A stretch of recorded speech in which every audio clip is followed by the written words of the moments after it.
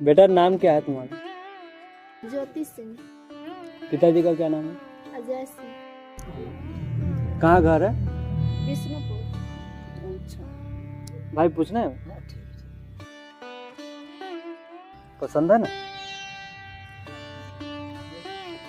ठीक है बेटी जाओ तुम।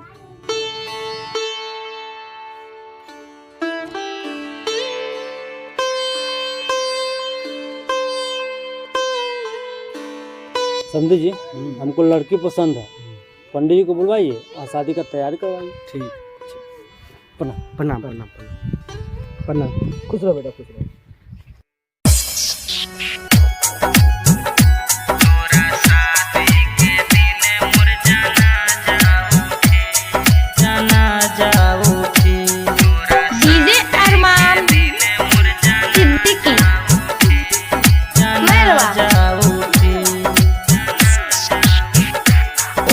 घर बसिए ने दुनिया लूटी,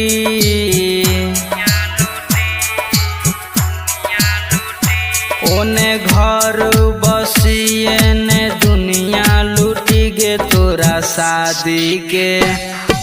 शादी के दिने मोर जाना जाऊ उठी गे। तोरा शादी के दिने मोर जाना जाऊ उठी, जाना जाऊ उठी।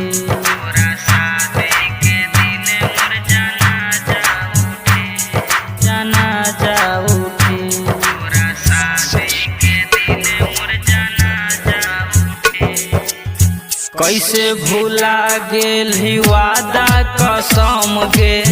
मौतों से बारा दिल ही दिल में जखम गे। हाँ कैसे भूला गेल ही वादा कसम गे। मौतों से बारा दिल ही दिल में जखम गे।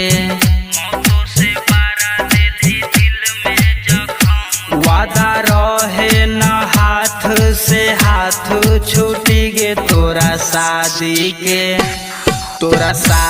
के दिने मोर जाना जाऊ उठी गे। तोरा शादी के दिने मोर जाना जाऊ उठी, जाना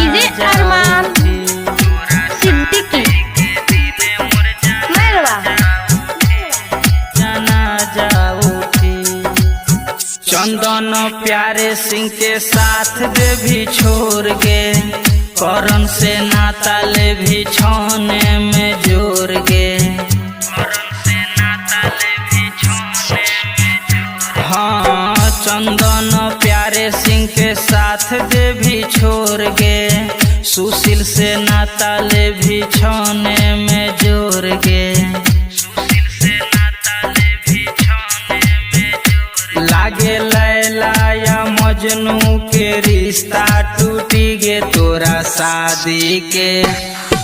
शादी के दिने मोर जाना जाऊ उठी गे। तोरा शादी के दिने मोर जाना जाऊ उठी, जाना जाऊ उठी।